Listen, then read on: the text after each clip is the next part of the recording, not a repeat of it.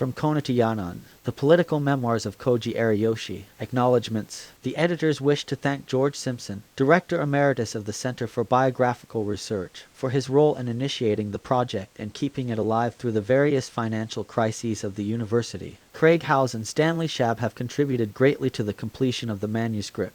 Roger Ariyoshi, who granted permission to publish his father's memoirs, has also generously contributed the photographs of his father. About the editors, Alice M. Beechert holds an B. from the University of California at Berkeley and an MPH. from the University of Hawaii at Manoa, where she was a research associate in the School of Public Health. Edward D. Beechert received his Ph.D. from the University of California at Berkeley, and taught economic history at the University of Hawaii at Manoa for many years. Among his many articles and books are Working in Hawaii, A Labor History, U of Hawaii P. 1985, and Honolulu, Crossroads of the Pacific, U of South Carolina P. 1991, Prologue, The Meaning of the Arrests, Honolulu Record, editorial, the 30th of August 1951. The early morning arrest of 7 members of this community, including the editor of the record, raises the curtain in Hawaii on the intensified campaign to stifle independent thinking and free speech, a suppression which is becoming more urgent in the whipped-up war program, highly profitable to the big employers but not popular with the great masses of the people.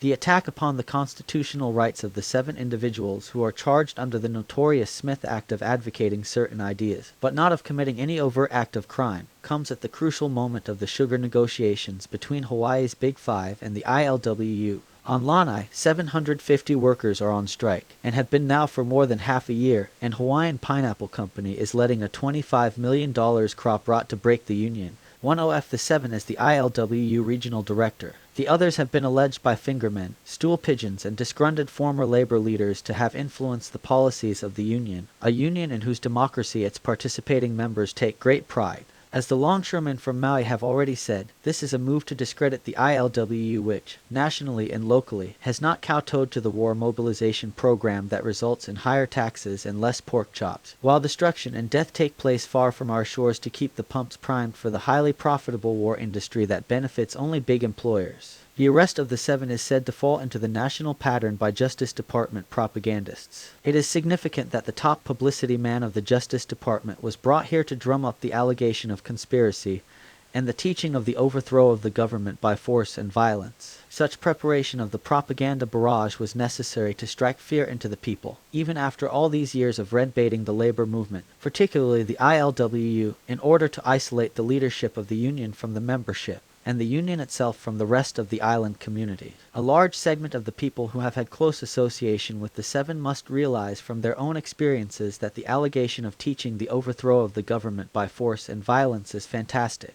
Subscribers to the record have read views of the editor as expressed in the editorial column week after week for more than 3 years. As in the national pattern, the Justice Department asked for $75,000 to $100,000 bail for each of the 7. U.S. Commissioner Steiner set bail at $75,000. Judge Delbert E. Metzger brought down the individual bail to $5,000, saying that even this was extremely high for his court. But the national pattern of whipping people into conformity, including the jurists, reached into the realm of the courts here. Even the abnormally high bail set by Judge Metzger was attacked. Senator Joseph C. O'Mahony of the Interior and Insular Affairs Committee announced that this reduction of bail was outrageous and that Judge Metzger would be removed and immediately replaced. In the U.S. Attorney's argument before Judge Metzger, attempt was made to link the 7 to the 11 U.S. communist leaders convicted under the Smith Act. In this period of hysteria and fear, 2 Supreme Court justices dissented in the 6-2 decision. Justice William Douglas, who passed through here Wednesday, said in part, in his dissent to Dennis v. United States, 1951, "Never until today has anyone seriously thought that the ancient law of conspiracy could constitutionally be used to turn speech into seditious conduct. Yet that is precisely what is suggested. I repeat, we deal here with speech alone, not with speech plus acts of sabotage or unlawful conduct.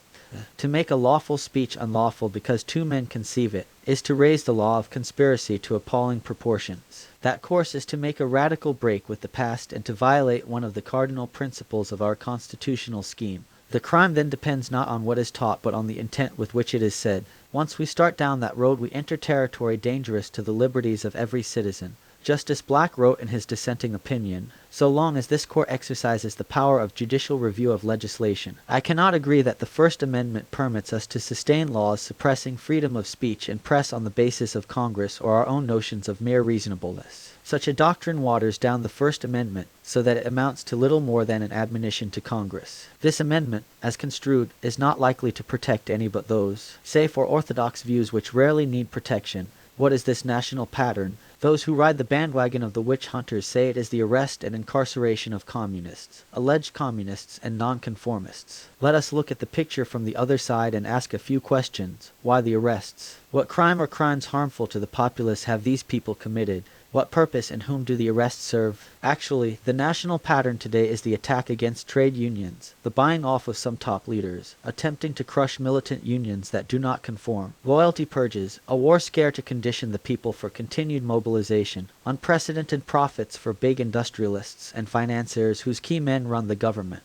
We have big steals in war contracts, corruption and graft in government even involving the president's immediate staff. Now the chairman of the National Democratic Party is implicated. All these go on as the industrialists, who postponed a recession setting in 2 years ago by the war program, grab profits in the most ruthless manner. They dodge taxes, get plants built free with taxpayers' money, and constantly fight to raise taxes of the low-income earners. 10,500,000 families of whom live, according to a recent government report, on less than $2,000 a year. More and more people are beginning to realize that the war program is a phony, despite the increasing attempts to instill fear and timidity to voice their disapproval. It is not succeeding too well. A big business magazine, U.S. News and World Report, August 10th, says, "The scare technique worked overtime by high U.S. officials may be the wrong one. The idea is that the American people will insist upon being weak in a military way unless whipped up, kept in a state of fright and alarm. It's going to be difficult to keep people frightened year after year if no big war comes." War alarms, sounded almost daily by high officials, are part of a planned propaganda offensive designed by the government's propaganda experts. Closer to home, the Hawaii Employers Council, in a news release August 22nd, concluded, "While there is every indication that this lull in the national economy is only temporary, special conditions in Hawaii make the outlook here more uncertain. Those special conditions are the unsettled state of labor relations here, and the discouragingly great dependence of Hawaii's #1 industry, the federal government, on the continuation of international tension in the Western Pacific and the Far East. This is the situation today. Europe drags its feet in mobilization. Asians oppose white man imperialism. At home, the war economy does not have smooth sailing. Criticism is highly resented by the ruling elements of this country. This is the reason for the incredible attempt by the Justice Department to put non-conforming ideas behind bars. In Hawaii, this pattern is not new. Independent newspapers have been forced to fold up. Fred Makino of the Hawaii Herald once told the editor of the Record that he could not remember how many times he was jailed because of his outspoken editorial policy. Yasutaro Soga's Nippujiji was also attacked in its days of greater independence by instigation of Hawaii's big employers. Soga, Makino, and others were put behind bars for supporting the 1909 Japanese sugar strike. Pablo Manlapit was sent away from these shores because of his pro-labor activities. Now, what has the Record done to bring similar attacks upon its editor? It is not a Big Five-controlled newspaper. Last week, for instance, it reported that Davies and Company is laying off its 25-year men, all of Japanese ancestry. No other newspaper has reported this major news in the community where job security is disdainfully ignored by big employers. The Record has criticized plantation conditions and has brought about improvements in housing on certain plantations, and the Record is the only newspaper that supports unions and the workers in the territory. The jailing of its editor will not suspend its publication. There will be others to carry on, and there being no monopoly of ideas, there are many more coming up who will see the injustices in these islands and raise their voices against them in order to improve conditions. Since the arrest of the editor, now out on bail, the Record has been the recipient of numerous expressions of support from wide quarters that are indeed encouraging. When a federal jurist like Judge Metzger is threatened with loss of his job because of reducing bail, it is high time for people here to take keen interest in what is happening within our country. Keep reading the Record and supporting it, for it is a newspaper for the broad masses of people, the small wage earner who gets his views expressed. And a word of warning reiterated. The present wave of imprisonment will not stop with a few. As Justice Douglas said, the Smith Act enforcement endangers the liberties of every citizen. As in Thomas Jefferson's time, when opposition to the Notorious Alien and Sedition Acts caused their repeal by popular protest, the Smith Act must be repealed to protect the rights of the people. In Nazi Germany, Jews pointed out Jews in the atmosphere fraught with fear. The end result, 6 million Jews exterminated, fingermen included, are the people in the U.S. for full and free discussion to keep the society from becoming stagnant? Or are they for slapping padlocks on ideas, which is impossible to do, as the Justice Department is trying to do? The Salem witch hunt, the Alien and Sedition Acts, and the Palmer raids of 1919 were all defeated. America must return to its senses to play a constructive role in the community of nations. The hope lies in the people, here and on the mainland. We have deep faith in them to struggle for progress. It is the duty of those who understand the situation, including those who have been silenced, to awaken the conscience of the whole populace.